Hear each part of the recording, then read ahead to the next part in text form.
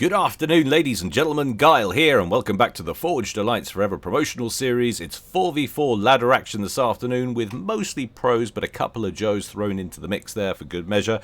First of all, though, I'd like to let everybody know I'm a little thin on replays at the moment, guys. So if you have a gem stashed away there, or indeed you've seen something good whilst browsing the replay vault and you have the ID, send it my way. I would love to take a look. You've got a good chance of getting little gems in right now. I accept methods of communication through all the normal channels, so send me a Facebook mail, DM me on Twitter if you must, or indeed catch me on Discord if you're a patron. That is the best way to get me. Patrons get slightly privileged access. I do tend to check that more regularly and check that first, or indeed in a patron mail. It's only $1 a month, guys, so if you want to get that extra access, do hit me up with your support. It's the best way to support me. Anyway, on to today's game. As we said, it's ladder, it's 4v4. It's exciting stuff. It's going down on a generated map. I'm ready. You guys are ready. And the players are sure as hell ready. So let's go on over to the game zone and see how they're going to get on. Ching, ka-ching. There we go. Alrighty, we'll call this Team 1 up here at the top and this Team 2 down here at the bottom. Going first for Team 1 at the top of your screen in Hallie Orange. It's exited. There he is. Going Aeon, opening first land. Team member number 2 to his right over here in Burgundy Red, it's Okpuk, another Aeon for today, opening first land as well. On the front line, if we could call it such a thing, in Mellow Yellow, going Seraphim, it's Zoom, opening first land. And last but not least for Team 1 in Ferrari Red over here, it's Valone. Also going first land, also going Seraphim. So it's all the way, naughty, floaty business for Team 1. Lots of Seraphims, lots of Aeons. Let's check out Team 2 now, starting at the bottom of the screen this time.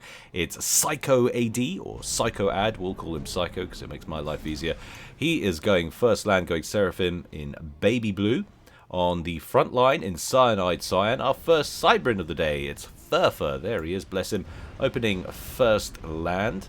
Team member number 3 over to the left, just behind him, it's Yoji. I think I'm getting that right. Yoji, another Cybrin, this time in Electric Blue, going first land. And last but not least, for Team 1, sporting this season's fabulous Vivacious Violet, going Aeon again, going first land almost all day, but I think that's probably a third air factory. Maybe he's going 1, 2, 3, something like that. Or it could be going, but no, I think he's going fourth air factory. It's a Flying Olsen. Anyway, there he is. Sounds like he should be a refurbished steam train offering tourist trips around the Cumbrian countryside. There he is, anyway. So for Team 2, it's 2 Cybrins, a Seraphim, and an Aeon. No UEF playing today, sad face, but we'll get over it. Game quality, as you would expect at a ladder match, to be very, very high. It's 99%. That's more than acceptable. And let's take a look at what the map gen has brought us today. Uniqueness, as always. That's the spread of Reclaim dotted around the map. You can see pretty well spread out, all the usual places, cliff edges and whatnot. The odd big boulder and rock deposited on some of the plateau sections here and there, but not an enormous amount. In terms of mass point placement, you've got the front lines of both sides sort of littered with these section of 3 mass points, the odd one here and here. But that's very much likely to be our front line. A bit of a redundant bottom right corner C section down here, which I can't imagine anyone's going to use. But stranger things have happened. You never know. Someone might dump a little naval yard in there and try and assault the opponent's bases and whatnot with some cruisers. But there's not a huge amount to gain. You're going to be able to pick off potentially a few mass points. But with no one starting right at the cliff edges here, it's not going to gain you a huge amount. Anyway, first few units are out. What have we got here for Furfur, who's advancing towards the front line? Couple of labs posturing to make trouble for themselves. Zoom's coming down to snag a rock. Incidentally, we should probably mention the pros and the Joes. Top-rated players today are Yoji and Okpuk. They're both 1700, 1769 for Okpuk, 1726 for Yoji. The main bulk made up of 1500s today, Psycho Ad, Flying Olsen, Valone and Exited. And then we've got 2 people who might not technically be Joes, remember, because these are ladder rankings and not the global rankings, but we'll treat them to all intents and purposes as global rankings, because why not? The odd 1400 there for Zoom and 1300 for FAF. Those two, the arguably weaker players, are facing off against each other as well. So it's all very nicely balanced. Apologies if you heard my dog barking in the background there. He's a little bit under the weather today, emotionally speaking. Accidentally sent a Pornhub customer support email to his line manager. Doesn't go well. I told him to stop drinking in the daytime, but he won't listen to me. He says it relaxes him. Anyway, so there we have it. You see, he's not very happy with things, with life generally. FAF are advancing forward. Going to throw down a couple of land factories. What have we got here? A trail of labs heading up towards the top left-hand corner of the map. And there's nothing there at the moment. So you can see they just about make it through this valley section here. These little flares coming out from Flying Olsen. Like I say, I keep thinking of the train. Not that there is a train, but it sounds like it should be. I want to call him the Flying Olsen, but it's not. It's just Flying Olsen. But they're heading up, nonetheless, to that top left-hand corner. No one there at the moment, though, so not much to be gained right now. He's probably hoping to bring them back in around and maybe get them up onto this plateau and cause some trouble. But that's looking ahead. Interceptors engage one another over this little trail of ants.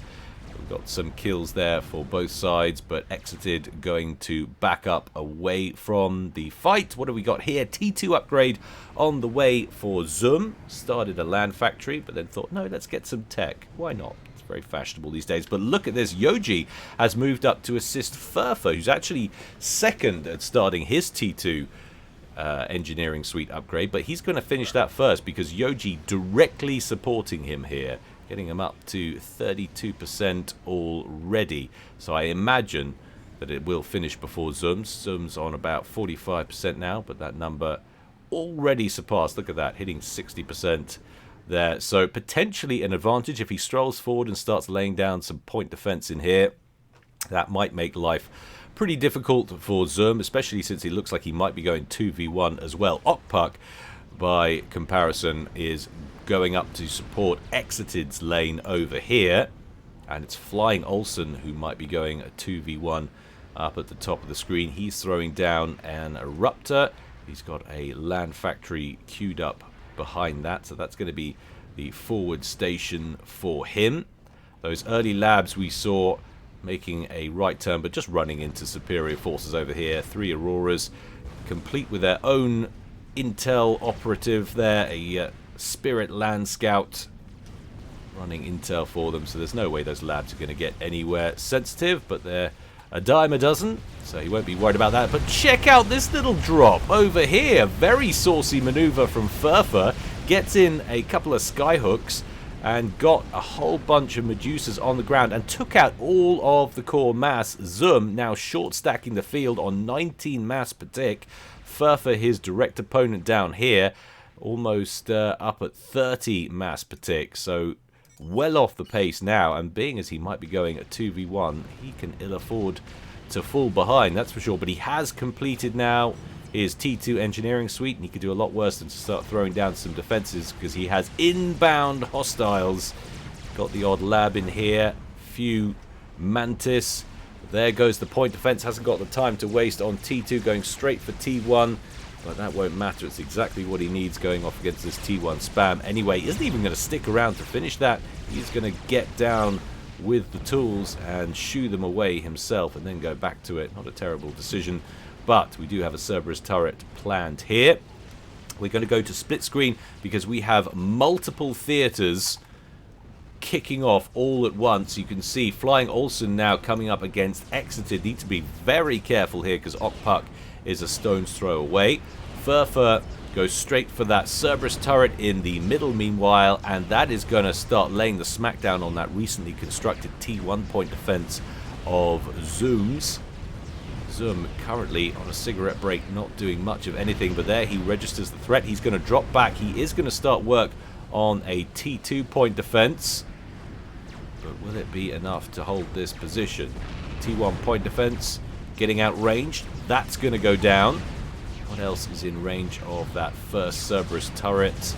There's the radar. There's the Cerberus turret. A point defense creep now emerging for FAF and Yoji. Exited and Flying Olsen getting into it. Meanwhile, a little bit further up, Exited has a gun upgrade on his comm, so he's a little bit more lethal than his opponent. 3 kills to Flying Olsen's name. Exited has 10 kills so far, but this is not looking good in the center for Zoom. Surely he's going to have to yield this position. Yes, there are 3 mass points here. He won't want to do it, but survival is imperative at this point. T1 point defense put up in range of Zoom's comm. It's probably going to die out. Maybe it's absorbing inbound T2 point defense fire and some fire from Zoom's commander. But it's constantly getting rep support from both Yoji and FAF. Whole bunch of T1 spam moves in to assist. Surely Zoom has to back up away from trouble here. He is down to 4,600 HP and falling as those Mantis continually prioritize that comm as main target. Yoji moving up on the comm as well. He's sub 1,000 hit points now in a sticky situation. 500 hit points, but Yoji doesn't continue to press. That's a real surprise. Looked like that was a comm death for sure, but at the very least FAF and Yoji will conquer this position. Down go the last defenses and the last mass point. Zoom not making a beeline for the exit though, with less than 1,000 hit points. Stops to get a T2 PD up and running, but doesn't complete it. Sees sense after a move ping or two goes down from his teammates presumably, and he backs up, but he still wants to complete it. There it goes. It opens fire on this Cerberus turret down here, but there's about to be a second one right next to it. Zoom determined not to let this go. Gun upgrade now on the way for Flying Olsen, just over here. 62% done. That will level the competition against his opponent, who is making gains and has destroyed the 3 mass points up front for Flying Olsen. Okpuk has not advanced. He's been a little quiet. He's just working on a T2 engineering suite. No doubt playing the long game. Nano repair upgrade on the way for Valone, who already has gun and T2 engineering suite. Check out this guy. That's going to be a chunky looking comm. That's going to be very difficult for Psycho Ad to compete with, who has got the T2 engineering suite. He's also got a little forward base in play as well. Shield gen and a few point defense. He's going to need those before too long. He's going to have a Rambo comm on his hands. Zoom lost another point defense, drops further back and starts work on yet another. Still looking incredibly peaky on just 2,400 HP. Let's take a very quick look at the eco side of things.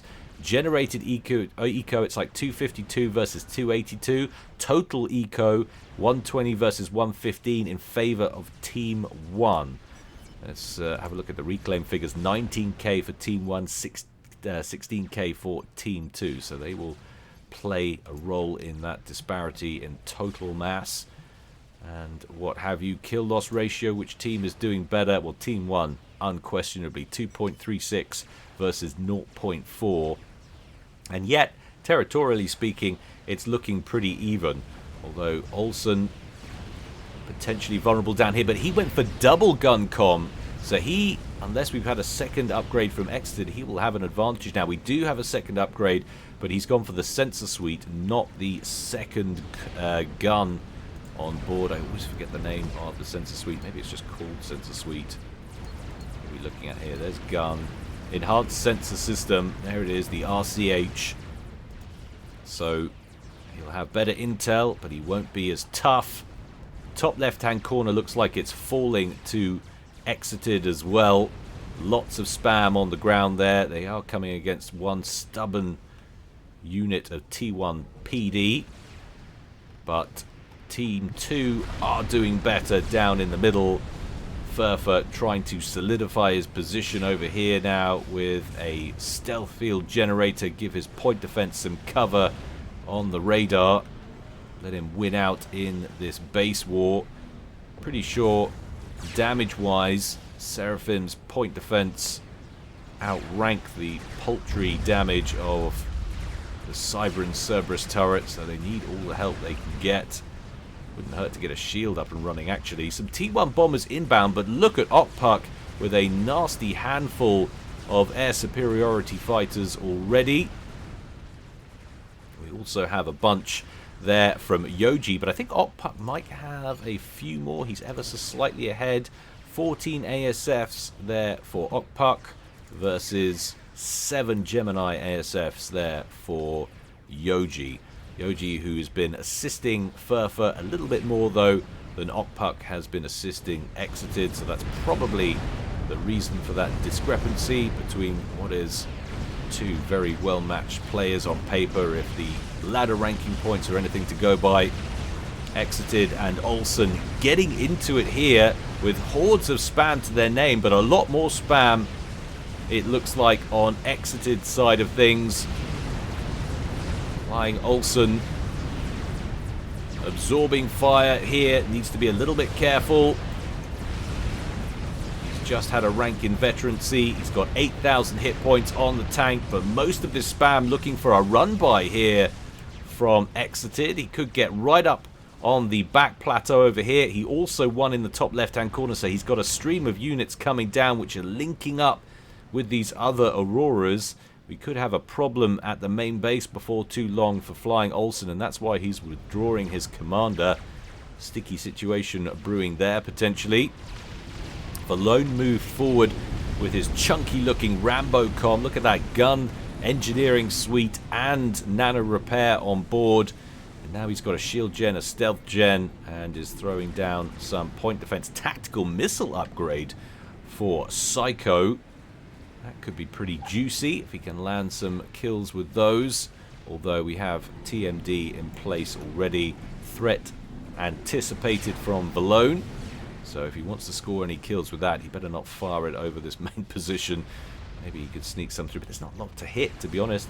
Not actually sure that was a great call. It's currently paused. He's not assisting it. No, there goes the cancel.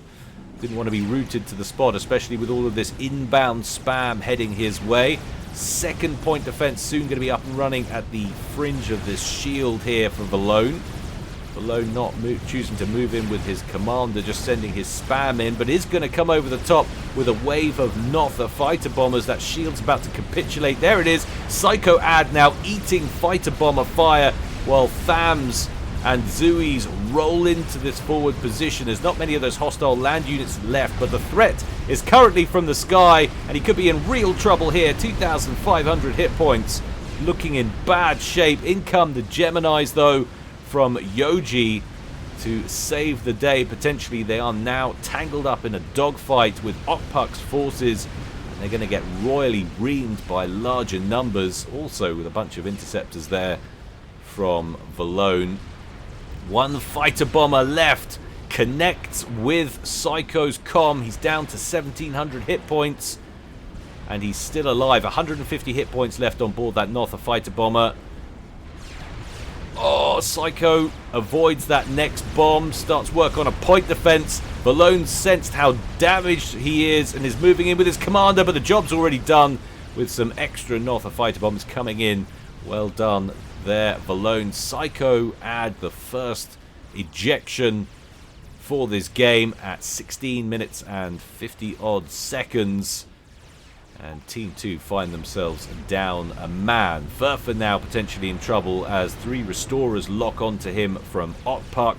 Okpuk with a massive escort detail for all these gunships as well. It's going to be a tough ask for these Geminis of Yoji to shoot them down, but he's going to have to do something unless Furfa can get a decent amount of anti-air coverage up and running. He's starting work on a Burstmaster, but the gunships sense the trouble and kill the engineer working on it. Wow, was that a Control K? I think that was a Control K. Of course, the Notify mod still listing everything as a Control K. But yeah, that was interesting. I don't know, could he not have made it into the water? Maybe he didn't want to. Maybe he was just worried he would have ended up getting torp bombed to death anyway. But air really working for Team 1 here as they get their second kill inside as many minutes. Team 2 go down by 2. And now the front line up here belonging to Yoji under the gunship attack that we just saw take out Furfa. That's probably going to be the end of this forward position. And Zoom, who was in real trouble early on, let's be honest, will have some room to breathe. How are things going at the top of the screen? Flying Olsen pushing back for his team, and goodness, doesn't his team need it right now. That double gun comm forcing this T1 and T2 spam now back out of his territory. Exited has dropped back with his commander. He's got a third upgrade now, the personal shield. So he's got a little bit of extra HP on the tank. He's also got some mobile shield gens to cover him. And look at this, some T3 tech on the ground from Flying Olsen. A couple of Harbs and a Redeemer pushing out to conquer the top left. That might hurt a little bit. There's some T2 mexes in here. In fact, if he can kill off everything up here, that'll be 1, 2, 3, 4 more T2 mexes that still could go down for Exited, who is on 156 mass per tick for now. Top mass income at the moment for any one player is Yoji, who's now, of course, getting the benefit of what was FAF's old base. So he's pulling in 289. In terms of Team Eco, though, Team 1 comfortably ahead by a considerable margin. It's over 120 mass extra flowing into their coffers. But what? How on earth did he get run over? While we were jabbering away, he looked in solid position, but a massive counterattack of Obsidians and a couple of Harbingers just strolls right the way over the top of Flying Olsen. And suddenly, out of nowhere, Yoji finds himself all by his lonesome. Before the 20-minute mark, it is now a 1v4, and if he's going to pull off a win, he's going to have to do something special here. He hits back immediately at the gunships of Okpuk with his Geminis, and in the intervening period, I think we've also seen a transfer of air control, or at least air dominance, over towards Yoji and Team 2. But while those ASFs are busy asserting themselves up there, we have another Notha fighter bomber attack coming in the south from Valone, going after what was Psycho's old base. Lots of vulnerable mexes over here, and that's what they're targeting. 2 T2s down and out, one more left of that core mass. Are they going to stick around to kill that or go deeper? There's another 3 T2 mexes over here, completely undefended. This is looking like a storming game so far for Team 1. Exited lost the extra group of T2 mexes over there, but those top corner ones are still safe. Harbingers that did belong to Olsen are now looking to push their way through, but they're going to run into some restorers, so they're not going to make it into the main base. Oh, and another Harb for Exited as well. So that will be the end of that little attack. But wow, fantastic pushback by Exited. I'm not sure how Flying Olsen got himself so badly out of position. We do have sniper bots in here, so maybe his HP plummeted a lot quicker than he was expecting. But get ready for the free healthcare. Here comes the Bernie attack on the ground. Lots of Bernie Sanders going up against Exited now. Exited with the personal shield with an extra gun upgrade. Getting bleed through on that shield. What's going on there? Why is he taking so much damage on the hull with the shield still operational? Answers in the comment section below if you know what's going on there. Have the Bernies got some special extra ability where they ignore shield protection now? That's pretty OP if that's the case. But wow, he said he power stalled, so it's probably a UI bug that didn't drop that shield down. So that's what caused that. What a time to lose power. Anyway, Yoji successfully manages to claw one back there with a lovely little loyalist attack. It's now a 3v1. Yoji showing no signs of stopping, wants to engage this base up here, which now all belongs to Okpuk.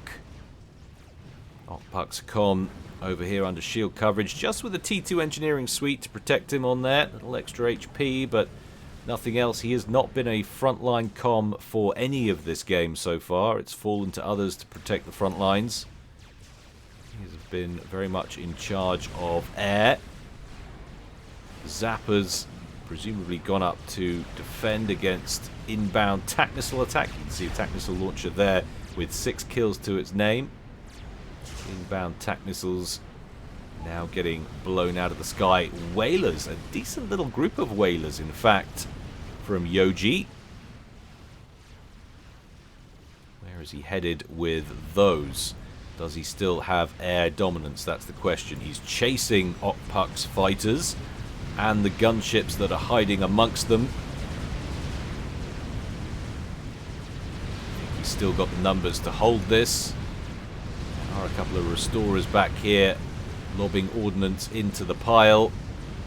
They will probably get shot down, and now that they've cleared a path, in come the Whalers. Are they going to make a play for Okpuk himself? Okpuk gets to work on another shield gen. It looks like they're going after the comm, but there's not that many gunships there, and there are new fighters being brought in all the time. How many Whalers are left? It looks like 5 for the time being. Okpuk sending fighters in as soon as they're produced, ignoring the Geminis of Yoji and going straight after the gunships. The shield gen has capitulated. Okpuk now taking fire. This would be a massive boost to Yoji if he could take out the top-rated player on Team 1. He's into the red, below 2,000 HP, below 1,000, below 500, 200. Bosh! Lovely snag there by Yoji, just as he was about to run out of gunships as well. Top-rated player down and out. It's now a 1,700 versus a 1,500 and a 1,400 together. There are problems on the ground down here. A leaky front line on Valone's side of things. But there is a newly constructed Monkey Lord coming to plug that gap. And in fact, Valone currently anchored to the spot on a T3 upgrade. He's going to want to cancel that and get moving, because he does not want to be around when that Monkey Lord shows up. That's for Don Tootin. Oh, and another attack over here on the ground. Another loyalist move.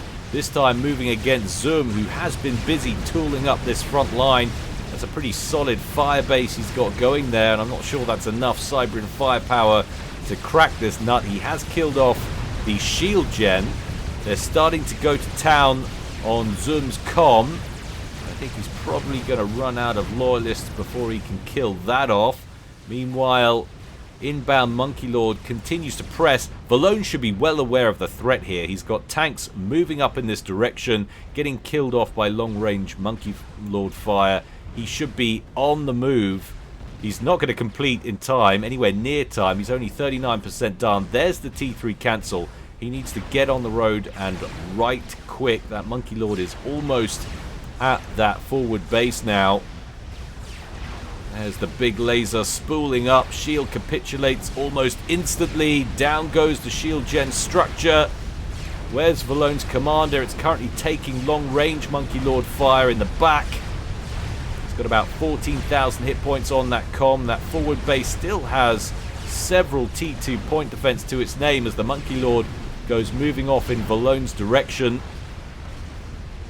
Valone desperately needs a horde of gunships inbound, but I don't think he's got any. We've also got gunships, Whalers pushing out from Yoji. This is standing up like it's going to be some serious comeback action right here. Yoji absolutely pressing and pressing hard on all fronts right now. Valone dipping a toe in the water. I'd stay there if I were you. Yes, there's the threat of torpedoes from the Monkey Lord. Although the Monkey Lord's down to 4,000 hit points. He wanted to overcharge it, but he's low on health. He takes torpedo bomber fire in over the top, and one more is going to finish him off. Just as the Monkey Lord goes down, it is now a 1v1 between Zoom and Yoji. Top-rated player on Team 1 versus the bottom-rated player. Scratch that. Top-rated player on Team 2 versus the bottom-rated player on Team 1. I'll get the words right eventually, I promise. But it has just been non-stop, this game. Absolute action start to finish. There's always been something going on somewhere. Zoom, now the last man standing for his team, backing up away from that front line which he has held all of this game so far. Where is he heading? He's heading for the tiny little puddle at the top right-hand corner of the screen. Where is Yoji's comm? There he is, sitting in his main base.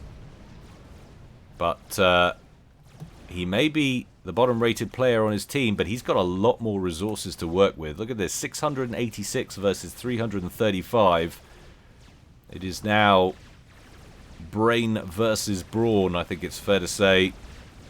Who is going to win out? And we already have momentum with Yoji. We do have a completed experimental. That's a GC. that was being worked on right at the back there. Presumably started under Okpuk originally. GC going to pass Zoom's comm. But he could lose a lot of other infrastructure around the map. We've got land factories. We've got mass points. A lot of vulnerable places that Yoji could hit.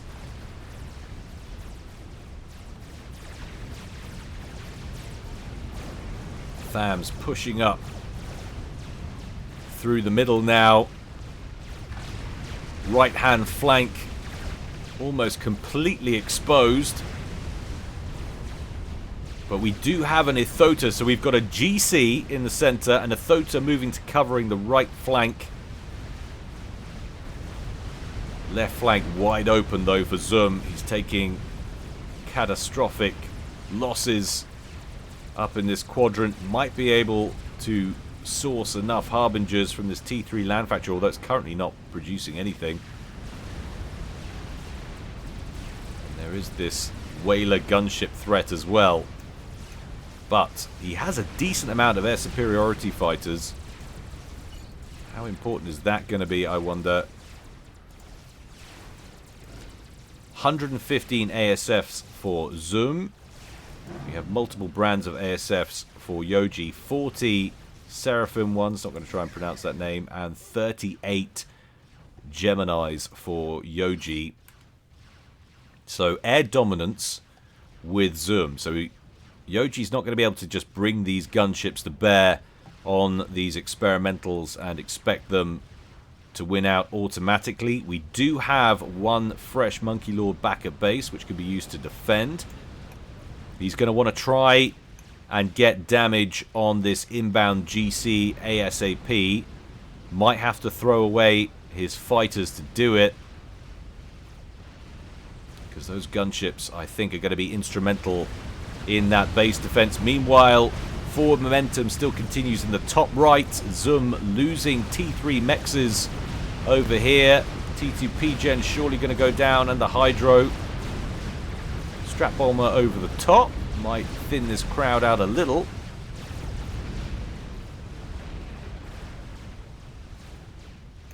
Fascinating game this has been. We've also got a few Strap Bombers, a few Revenants brewing for Yoji.